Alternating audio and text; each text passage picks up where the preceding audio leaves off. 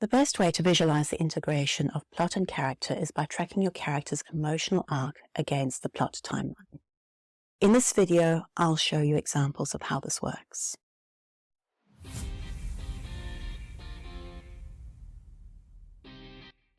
Hi, I'm Carter Neal, a developmental editor with nearly 20 years' experience in the publishing industry.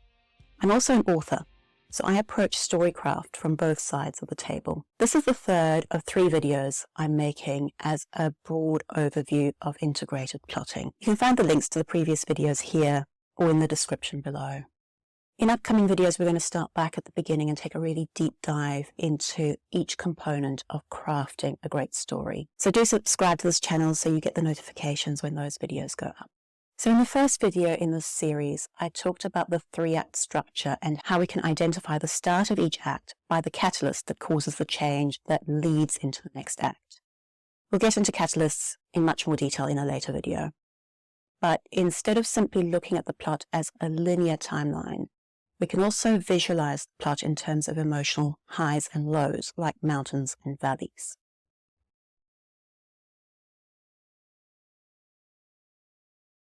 So let's take Harry Potter as our first example. So here's a spoiler alert for Harry Potter Book 1.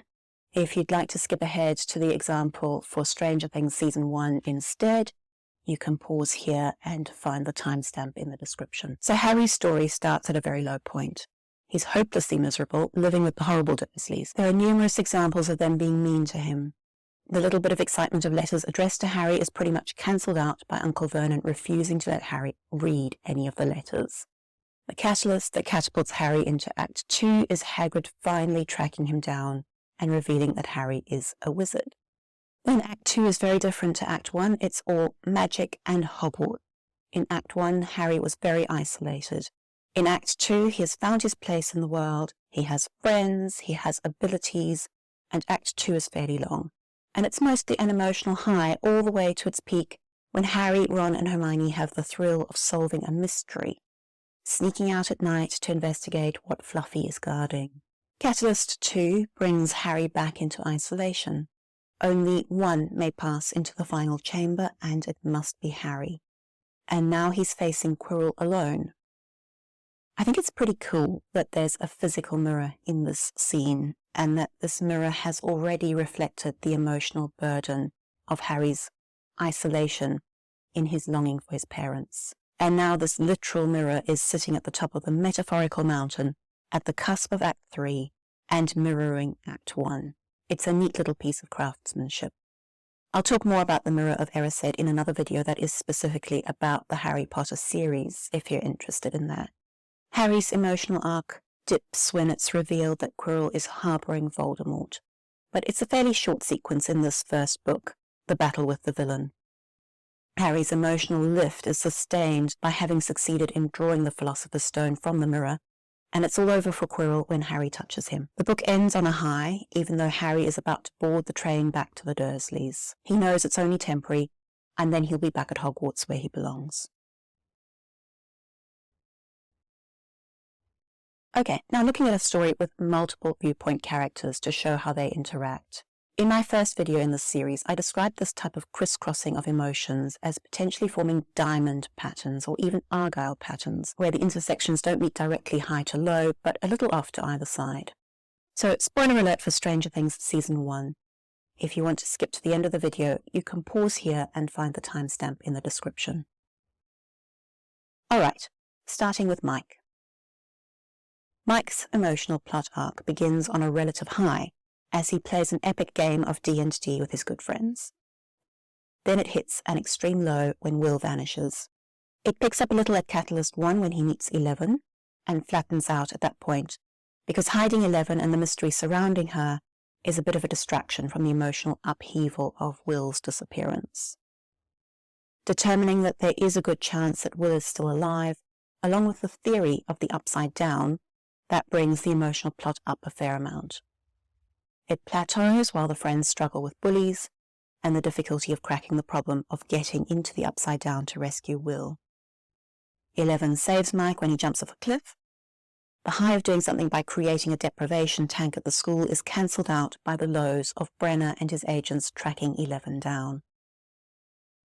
Mike experiences another major low when 11 takes down the Demogorgon and disappears along with it. His arc ends on an uptick because his friend Will is rescued and returned, but doesn't reach the high seen at the start of the show because 11 is still missing, presumed dead. Nancy. Nancy is not quite as happy as Mike, but she is dating the hottest jock at school, so she thinks she should be happier than she is. She's not concerned about Will's disappearance, so her mood tracker remains level beyond the point in the story when Mike's crashes. Hers even elevates a little due to the excitement of sneaking out to an illicit party and dragging best friend Barb along.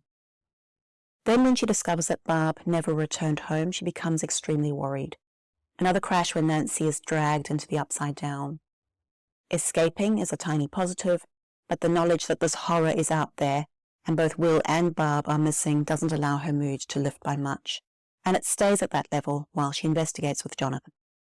Jonathan is arrested, and then Nancy learns from 11 that Barb is dead. Her emotions lift again with the plan for distracting the Demogorgon and revenge, so that 11 and Team Joyce can enact their roles in the plan and continue to lift with the adrenaline of fighting off an actual monster. She ends on a slight uptick due to the plan succeeding and Will being rescued, but the death of her friend keeps her mood on the low end of the scale. Joyce Byers represents the adults of Stranger Things in Season 1, whereas Nancy is the teenager's point of view and Mike is the protagonist of the kids group. In the seasons that follow, these distinct groups are broken apart and remixed, which is a cool and interesting strategy. So, Joyce in Season 1 starts off not very happy with her stressful, difficult life, but things are about to get a lot worse for her.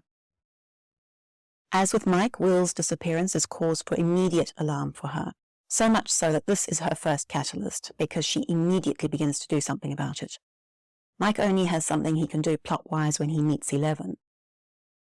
The weirdness surrounding Will's disappearance and the creepy phone calls keep her mood tracking very low, and Joyce bottoms out when the body is found.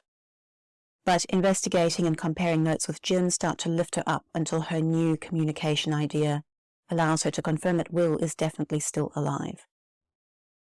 Sustained by hope and adrenaline, the horror of the Upside Down is faceable, and Joyce's emotion arc ends on a massive high with the rescue and return of her son. The so-called stress of her old life pales in comparison to what she went through to get Will back. She can handle anything now. We can also regraph these emotion arcs in a more simplified way by connecting directly from beginning to Catalyst 1 to Catalyst 2 to the end, and you can see that crisscross pattern forming there.